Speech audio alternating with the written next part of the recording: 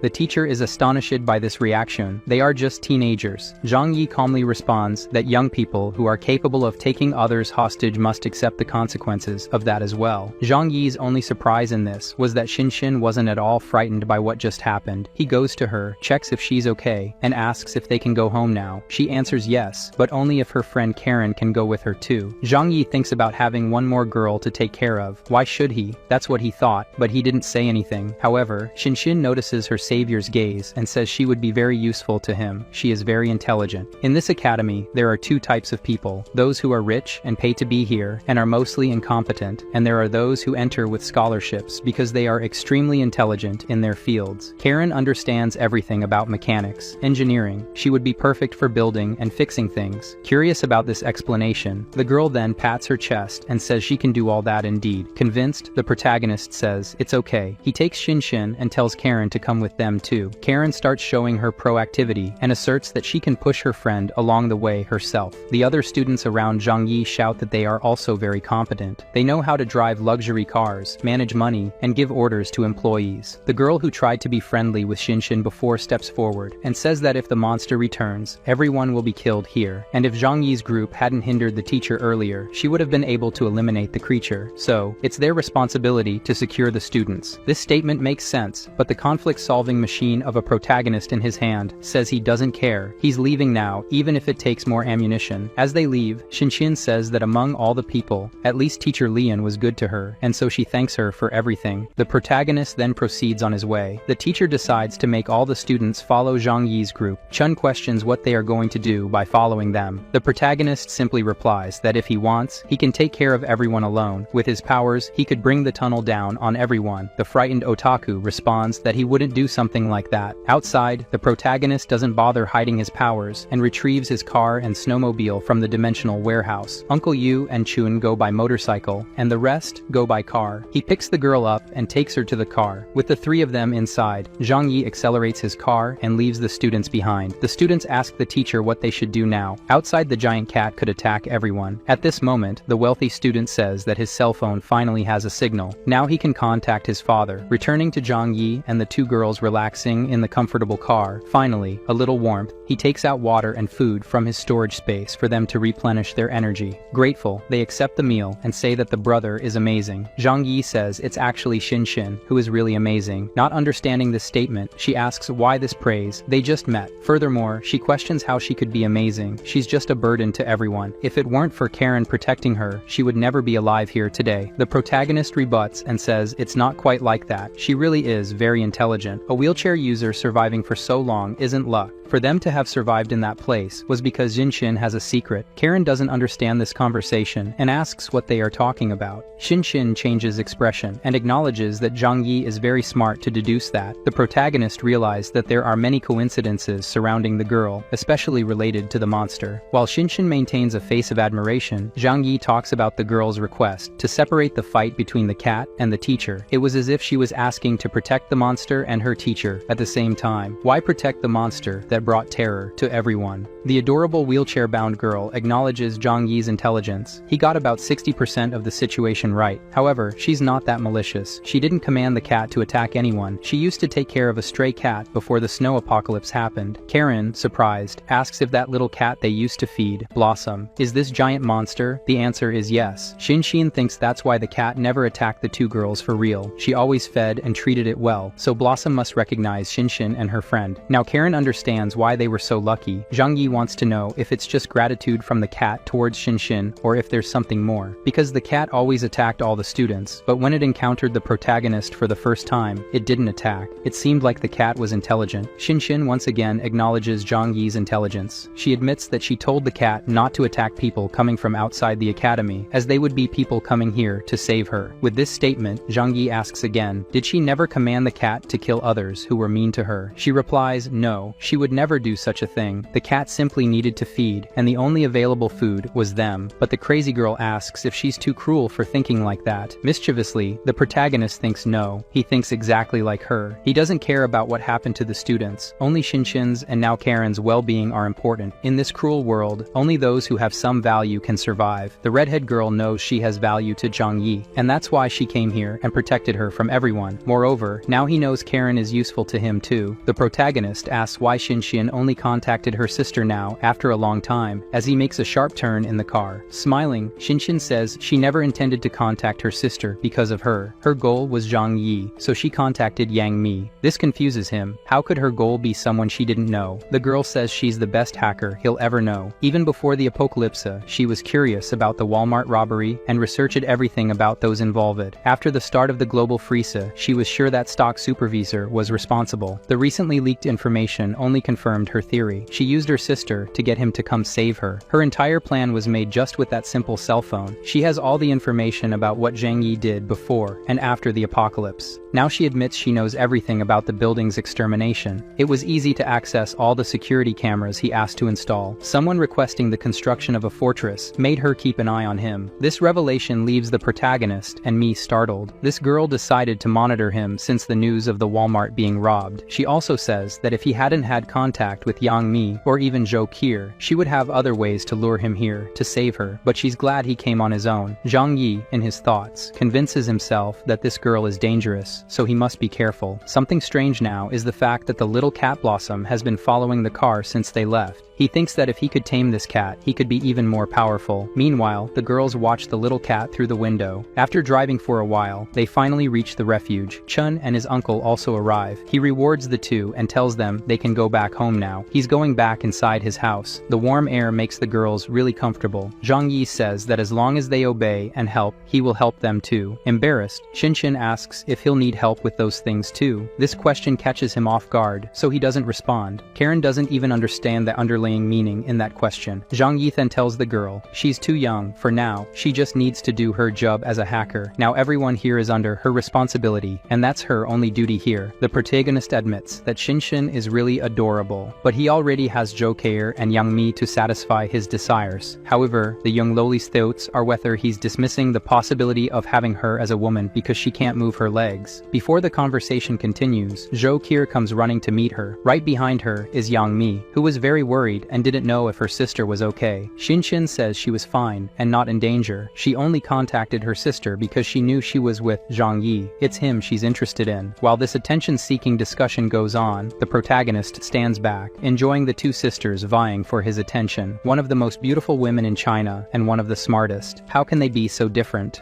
The girl's statement piques Zhou Keir's curiosity about how she knows Zhang Yi. She explains everything about how she knew of his existence and introduces Karen, her best friend at the special school, who is a mechanic expert. Yang Mi says she's adorable. The head of the house tells Yang Mi to prepare dinner for everyone and arrange rooms for the new girls. After a while, it was the first hearty feast for the girls after months of difficulty in college. Zhang Yi asks Karen to help in the house. Initially, she thought wrong things. Maybe she didn't mind doing things in that sense. The protagonist asks if she can make weapons and ammunition. To do that, she says she would need the correct materials and machinery. If she has everything, she can do it. Satisfied with the girl's answer, Zhang Yi stands up and tells her to accompany him. He retrieves several mechanical machines and asks her to observe. Impressed that each of these machines would be worth millions of dollars, she lists all the necessary machines. If she needs more things, he can get them. Now only the materials are missing. Zhang Yi says he can help her organize everything, but she says he doesn't need to worry. She can do everything by herself. What kind of weapons could Karen make? He retrieves the teacher's sword from his dimensional warehouse for her to evaluate if she can make others like it. She's impressed with the quality and is honored to touch it. However, she reminds him that this isn't just any weapon. It's an ancient relic and a work of art. She can't replicate it. This sword is so well made that it can even cut diamonds. She returns the sword and explains that Miss Liang was rewarded with this sword for her services as a bodyguard for a very important person in the past. She values this sword more than her own life. This information gives the protagonist ideas for later. Afterward, they return to the dinner table to finish eating. They talk more about what Karen can do in the house. Later, they'll watch television. On the news, an important piece of news is finally told to the population. It is revealed that the cold calamity has no end date and its consequences are not fully known, but it is a fact that a large part of the world's population is no longer alive. In several places around the world, a state of anarchy has been declared. Laws no longer apply, and now everything is based on power. Armed groups and organizations use military power to gain control of regions and resources. Meanwhile, Shinshin feels jealous of the two girls around Zhang Yi. She wanted to be there too. Yang Mi then asks Zhang Yi's opinion if this is true. He confirms it and says that military organizations and groups will establish themselves and become his enemies, so the fight for resources will become increasingly intense. Shinshin agrees with everything and says that soon they will enter a period of great wars for territory and resources. This place will become a target for other people sooner or later. Because of this, Zhang Yi promptly takes the girl to where the supercomputer is. With this, she can control everything here, and with unlimited access to the internet, she can make magic happen. In a few moments, she's already getting familiar with the system and starts typing like crazy on the keyboard in front of her. When she finally finishes analyzing the system, Zhang Yi asks what she thinks. The security system was the best there was 10 years ago. It is still very powerful, but very outdated, even though it was impenetrable impenetrable decades ago, today a hacker can exploit vulnerabilities in this system and gain access to it. She says that several invasions of this system have been made in recent weeks. She estimates that in just one more month, they could have taken over the entire security system of the house. With this information, Zhang Yi is certain that the best choice he made was to take risks and go after this girl. He asks if she can remove these vulnerabilities that exist in the network. She says it's easy. In just a few minutes, she can solve all these vulnerabilities. In a few minutes, Shinshin claims it's done. Zhang Yi recognizes her talent once again and says that Shinshin is brilliant. Satisfied, the girl says that now is the time to counterattack. She herself will hack the network of those who tried to attack the internal network of this mansion. He questions if this isn't a risk. She can't leave traces behind. Shinshin replies that amateurs can be traced. She's not an amateur. Zhang Yi was increasingly pleased with the girl until Zhou Qir appears and says, they have a problem. A monster is at the doorstep. The giant monster is the giant cat. The protagonist, already knowing what it is, asks Shinshin what they should do. The cat must really like her and is here because it's concerned about Zinshin's safety. If that's the case, Zhang Yi says their goal now is to tame this creature. He takes Zinshin out of the security room. The protagonist calms the girls, and Zinshin goes to the window where the little kitty is. Sensing the cat is calm, the protagonist grabs Shinshin and says, they're going out now to feed the cat personally. They approach, and the kitty remains calm. However, when Zhang Yi gets too close, it opens its eyes with a threatening tone. He tries to negotiate with the monstrous cat, using food from his dimensional warehouse. He tries to say that if she's a good kitty, she can have this. The kitty seems to ponder this and refuses to take the food. Shinshin reminds that the kitty is a street cat. Street cats are the most suspicious animals in the world. That's not how he's going to earn the kitty's trust. The protagonist then hands over the food and says that if the kitty promises not to attack the village on the other side, she can have the food. The smart kitty seems to understand. She agrees to eat the food and won't eat any humans from the village on the other side of the frozen lake.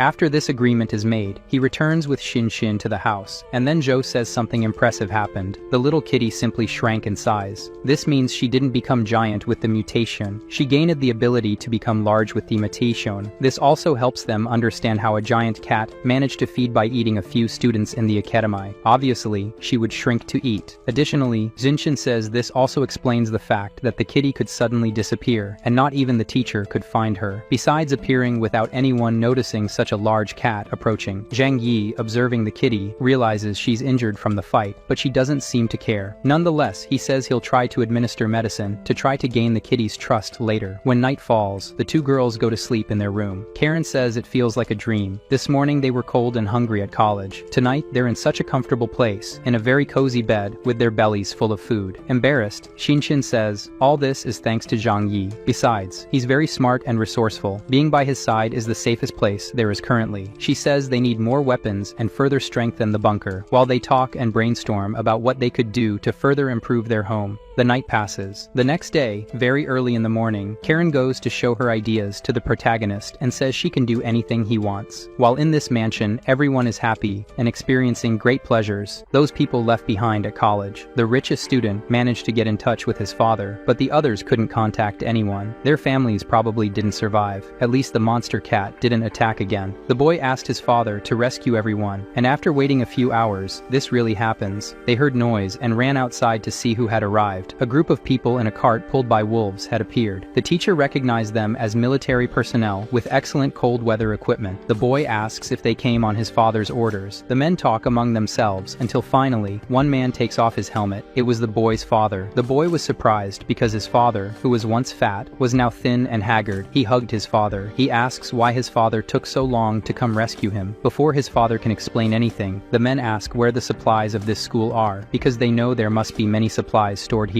The teacher finds this strange. The first thing they ask about is the supplies in the school. The boy reveals without hesitation that the frozen school market has many supplies, but there's a giant monster lurking around. The man says that's not a problem. They'll defeat any creature that appears, but the boy has to go along to show them the way. Upon hearing this, the kid didn't think twice about passing the responsibility to the teacher. He doesn't know anything, and she can go with them. Anticipating this scenario, the teacher says she can lead the soldiers to the supply location. The soldiers soldiers all went to where the supplies were, then they returned and called the students. They had to help carry the supplies, and everyone rushed to obey the military orders. After a while, they were bringing in all the supply boxes that were stored in the market. After much effort, the students brought everything. Then the wealthiest student boasted, saying it was his father who saved everyone. However, when all the supplies were taken, the soldiers left. The students were terrified and asked how they were going to be taken together to the base. The soldiers said they would run. They complained about why there wasn't transportation for them as well. Another student said it's over 10 kilometers to the base. The soldier made it clear that whoever complains again will be treated as a deserter and will receive punishment. They must shut up and follow whoever they can. The teacher took out a bag of chocolate, gave one to each of the students who were already exhausted, and with that, they walked until nightfall and reached the base at the foot of the mountain. They were ordered to enter the base, descending the stairs. The place was very large and technological, and there was no one there. The teacher tried to keep everyone calm, and soon after, a group of soldiers in sealed suits arrived and applied gas to them. After that, a slightly greedy woman introduced herself and asked them to cooperate. This is just a disinfection to ensure that no disease will spread in the base. They lined up, and everyone went through disinfection, blood tests, and fecal tests. After all the tests were done and they waited, they were served a portion of a white yogurt. They said it was very tasty, and everyone ate it together. Would you like to try this yogurt? After a while, she quickly asked who his son was. The frightened father said this is his son. The woman ordered her team to take them to the appropriate place. However, she told the son that he must go somewhere else. Before leaving, the boy told the other students that he's not like them. He's important here because of his father. Before he left, the father warned the son to follow the rules. Don't break the rules. The woman led the boy to another place, and the other students whispered from afar that this isn't right. He's being privileged.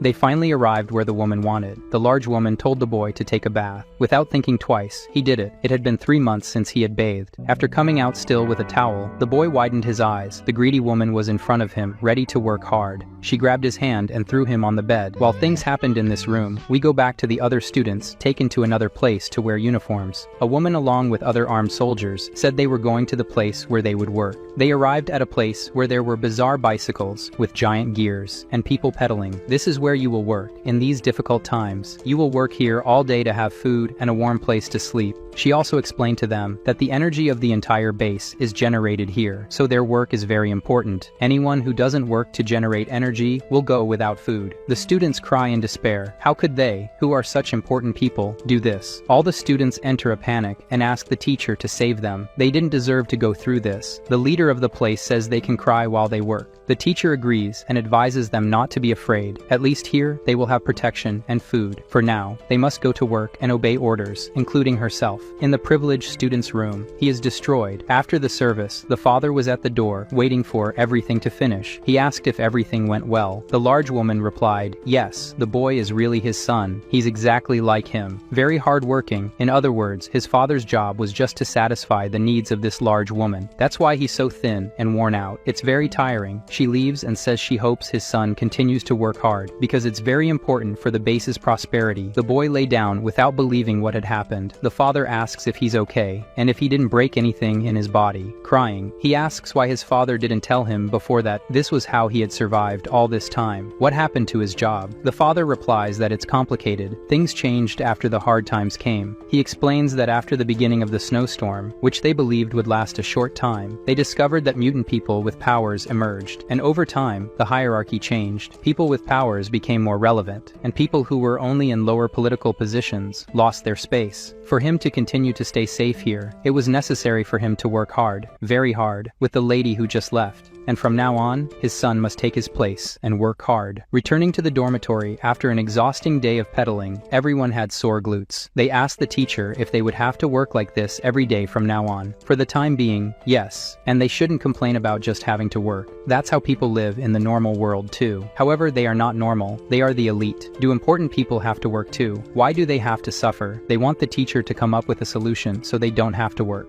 During this discussion, the most influential boy returns to the room looking looking very sad and downcast. They then ask him if he, being important, can change their situation. However, he says that things here aren't as he thought. Now all they can do is follow orders. Each one has their function that deserves respect here. The teacher then asked if he had returned to where he was and what he was doing. The frustrated boy said that he was now getting to know the base. Now he understands how things really work here. He held a meeting and explained to everyone that from now on, they have to rely only on themselves. As he explained the new social hierarchy, the teacher realized that she, with her position as a teacher, no longer holds any significance. But as an experienced fighter, a strong mutant, she has some value. The teacher asked him to explain the current situation of the base. He said that this place is run by Chen Xining, who with the support of the Awakened, has become the new leader of the area, and now, he controls everything. The people close to him who are important live in layer number 1 of this area and have a comfortable life. In total, there are 4 layers in the base. The leader and his family live in layer 1. In layer 2, the technicians and scientists have a comfortable life. In layer 3, the mutants with powers also have a good life. In the 4th layer are the people who have to work to generate energy for the base and have a miserable life. The boy, frightened, explains to them that he doesn't intend to rebel. The people from the 3rd level ensure security. Here, no one has a chance to even think about going against them because they will be annihilated. After seeing all this, one of the boys grabs the guy by the neck and says it's all his fault. He promised they would have a good life, that they would be saved. He retorted, saying they preferred to stay in college, die by the giant cat, or go without food. He lets go and says that if they have any chance of improving the situation, it depends on teacher Liang. The other students turn to her and say that they are her responsibility. She has to help them improve their lives. They can't work hard in life, at least let them have an easy job. After seeing so much absurdity, the woman said she was tired and would rest to work tomorrow. The next day, everyone wakes up to go to work, all in a line. The local supervisor announces that today is a day to thank the savior, Chen Xining, for saving them all. From time to time, all the personnel working at the base are gathered to stand and glorify the savior who conquered the base and keeps them all safe. While everyone follows the herd effect, the teacher is the only one who realizes what is happening here. The supervisor says over the loudspeaker that they are grateful to the supreme leader of the base. The teacher knows that this is brainwashing. Everyone is invited to step forward, take a megaphone, say their name, what they like, and that they are grateful to be part of the family. In this morning meeting, they are taken to eat porridge rations. The teacher notices that the other students are already mingling with the others and seem a little happier. The boss's secretary enters the room with her escort, and over the loudspeaker asks if Liang is here. If she is, she must follow her. She goes to the woman to greet her and obey orders. Her students even think that this is a plan of the teacher to improve their situation in the base. But the secretary stares at everyone, and they understand the message. Return to your places. With the teacher, the secretary is polite, and after walking through the base, they arrive at the supreme leader's office. With great respect, he greets the teacher and tells her to sit down. The leader explains all his plans and ambitions for this base. With so much kindness, she listened to everything he has to say. His secretary will take the teacher to her new residence, there on level 2, and now she will be a military officer because she has awakened powers. Meanwhile, the most luxurious place of all is Zhang Yi's pleasure residence. After much insistence on trying to make friends with the cat, feeding her the best food he has. Gradually, the protagonist convinced the precious Blossom cat to trust him. The animal watches her precious friend Xin completely trust the man, so she decides to try. He thought that now he would succeed, but the cat ignores him and enters his house for the first time. She marks her territory, tears up the $1,000 sofa, and the protagonist accepts it without complaining. Jokir says thank goodness this kitty isn't a woman, because if that were the case, she would lose her function to this cat. The kitten does everything she has to do, and then curls up in an armchair and sleeps. He tries to pet her, and the kitten doesn't allow it, but after insisting, he succeeds. There, after much effort, the animal's trust is gained. After being tamed, Yang Mi bathes with her every time. Are those giant melons floating? Jokir and the other girls also approached the new pet of the house. Everything was going smoothly. Xin was also mastering the house's technology with her hacking power. She discovered where the attempts to breach the house's security system were coming from, and thanks to her skills, it was straightforward to find out where they are, and they have no idea she's in their system. It was precisely from the base where Xin's teacher is. Soon they should find out and try to attack this mansion. The confident protagonist says that when that time comes, he will destroy all his enemies without fear. He goes to Karen to find out about about the progress in improving security. Karen says she made a silencer for him. His rifle is lethal, but it makes too much noise. Now he can be more discreet while carrying out his eliminations. She did a good job, even though the girl says that's the least she can do. She'll do anything he wants. He sits next to the girl and puts his hand on her shoulder. He asks if she knows how to manufacture grenades and explosive mines. I'm not sure if she's uncomfortable or shy. She looks at him with a questioning look and says he's underestimating her. The girl thought it was something complicated, but it's straightforward. The protagonist thought being able to do that was already incredible. She explains that people have been doing this since medieval times. She, as an expert, can do it blindfolded if she has the materials. If that's the case, Zhang Yi explains that enemies of an armed organization can attack their base, and they have mutant powers. She is concerned if they are in danger, but the protagonist reassures her and says no, he can keep everyone safe.